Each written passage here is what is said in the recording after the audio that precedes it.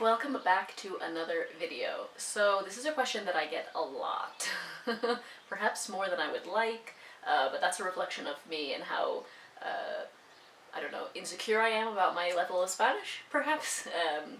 So yeah, as many of you know, have been living in Mexico for 4 years now.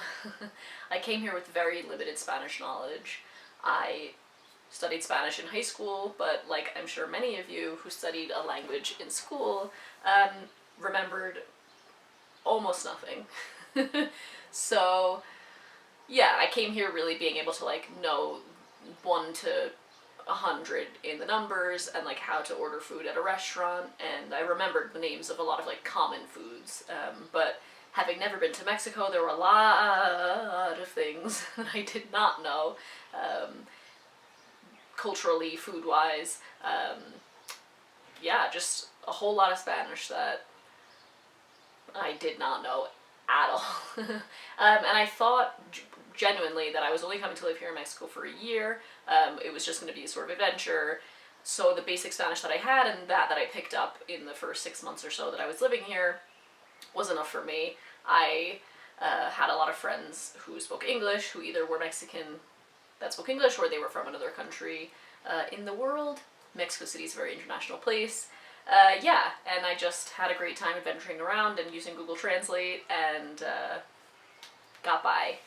The second year that I was in Mexico, I definitely tried a bit harder. I like looked stuff up on the internet and tried to like self-teach just based on like watching videos and you know, like educational sort of videos, the sort of stuff that Jim and Mai do at Spanish and Go, or a couple of other, like Butterfly Spanish was a really great one that I thought was really helpful at that point in time. But I wasn't really getting any better at new situations. I was just getting better at the situations that I was in pretty often, like going to restaurants, going to bars, traveling around Mexico, and being able to deal with like tour operators and that sort of stuff, which was great because that's what I was doing day to day. But I wasn't getting any deeper into the culture or the language in a way that allowed me to like dig deeper into the country and the culture. But again, I thought I was only staying for a short period of time, and I didn't like try very hard to really learn the language. A year later, and I realized that, you know, Mexico has my heart, and I have no end in sight for this this adventure of living here. And I finally, in 2000, at the start of 2019, January 2019, decided to take it more seriously. I got a Spanish teacher. I was taking Spanish lessons once a week with italki. It's a website where you can hire a tutor by the hour. And I was taking an hour lesson where he basically taught me grammar for an hour, and then half an hour on a different day we would just talk. And that half an hour, that very first half an hour lesson was the scariest thing I've ever done. It was petrifying.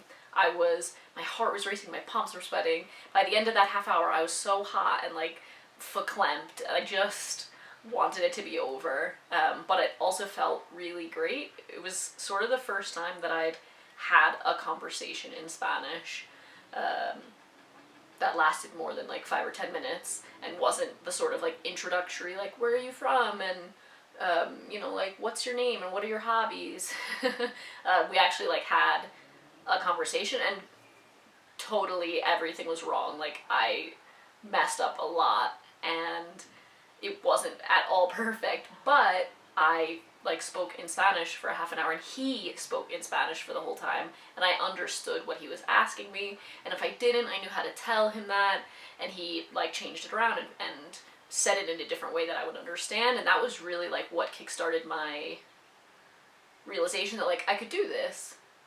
I could learn Spanish and like understand it and speak it. I carried on doing 1.5 hours of lessons until the summer of 2019, when, as many of you know, I took the Grammarless course through Baseline, which is an intensive 2-month or 1-month course, depending on how many hours a day you want to do. And I studied Spanish for 2 hours a day, 5 days a week, for 2 months. And I came out of it like a totally different Spanish speaker. I had never ever dedicated that much time to speaking Spanish, and it was a method in which that I'd never tried before, which was I simply spoke Spanish every day, and my teacher spoke to me in Spanish every day, and we learned phrases and how to like put together things that I wanted to say rather than learning about the grammar, rather than learning about the tenses. I just learned how to say these things, and for me that changed everything. Suddenly I realized like I didn't have to study it like it was science or math or you know, anything like that like I studied in school. And that's pretty much what I've been doing ever since. I finished with the Grammarless course at the end of August, or the first week of September, I believe. And since then I've been taking hour-long Spanish classes 5 days a week. I've ramped it up even more here during the quarantine that we've been in. And I've really tried to dedicate as much of my time as I possibly could to really like learning this language. I still have a very long way to go, which is a very long-winded way of answering this question finally. Here we are in the end of May 2020.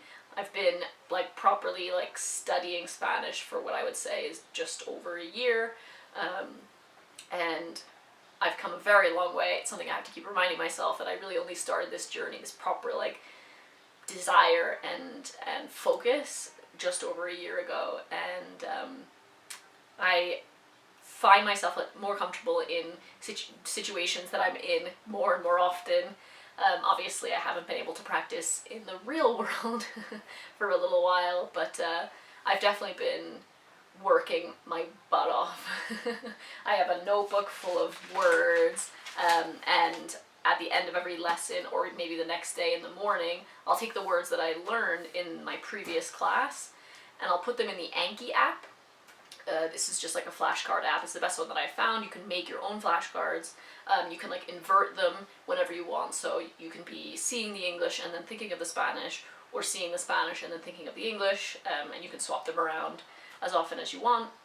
That's been super helpful, and I've really started doing that, especially in the last few weeks, because I've noticed that at this stage now, what's missing is my vocabulary. There's still so many words that I don't know. So to combat that, I decided to finally buy a book in Spanish, Como Agua para Chocolate. It's a very famous book. It takes place in Mexico, which was what interested me most, because here I am in Mexico. Why not continue with my Mexican Spanish learning? And wow, there are a lot of words that I don't know. So I still have a very long way to go with this, but it's very exciting as well because I'm reading it a few times and I'm reading it out loud, which is really helping with my pronunciation. It's something that I struggle with. Not necessarily the pronunciation, but not getting tongue-tied while trying to say, you know, several sentences in a row and not getting flustered about it. Yeah, my confidence is still a thing that I need to work on most. I've had teachers in the past who have said, you know, your accent's great, you understand a lot, but I still get so nervous, especially in situations with a new person. If I'm speaking to a Spanish teacher that I've never had before, or I'm speaking to a person here in Mexico and they like have questions and we're having a conversation, I still get so nervous, and I mess up, and then I know I've messed up, and then I feel like a bit stupid, and it's hard. Like, it's really hard. I'm very hard on myself. I'm very much a perfectionist when it comes to the other things that I do in my life. So having to surrender this idea of perfection and this idea that like it's okay to mess up, and that actually messing up is important, an important part of the learning process, has been difficult to say the least. But I'm getting better about it. I'm getting better about just speaking it as much as I can. So yeah, that's where I'm at with my Spanish learning journey. I still definitely have a long way to go. I mean, this is a very low level book, I would say, something that probably people here read in like high school. So the concepts are easy to understand, but there's still so many words, so many conjugations, so many different ways of things being written, so many like idioms too that I'm finding, which has actually been really great, because learning those sort of like turns of phrase for me are really cool. Like, it's a really cool part of learning a language, to be able to say something in a colloquial way that you don't say in English. So yeah, I think that's a really motivating way for me to, or that's something that really motivates me to keep learning the language, to be able to like say these things that are uniquely Spanish rather than English translated into Spanish. So yeah, I'm that's where I'm at with my Spanish. I still have a very long way to go. However, I feel like with more confidence, I'm in a place that I'm really happy with. I'm in a place that allows me to communicate in a way that I have never been able to communicate before. You know, I'm having hour-long conversations. I'm watching videos in Spanish. I'm reading the news in Spanish. I'm listening to podcasts in Spanish. I listen to Spanish music.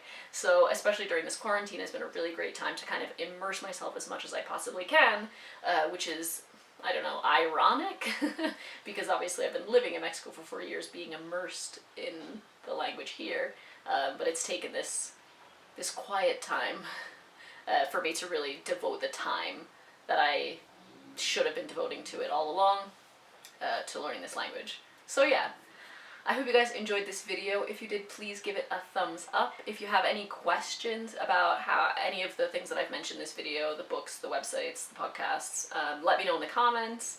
I've listed some of them that I found really helpful in the description bar below. If you have other things that you suggest, other really great podcasts or YouTube channels that are more catered to like the intermediate learner and yeah, that don't deal so much with grammar but are more about learning the language and speaking and listening to the language, then I'm up for those. Please let me know what's helped you in the past. Yeah, and I will see you next time. Bye!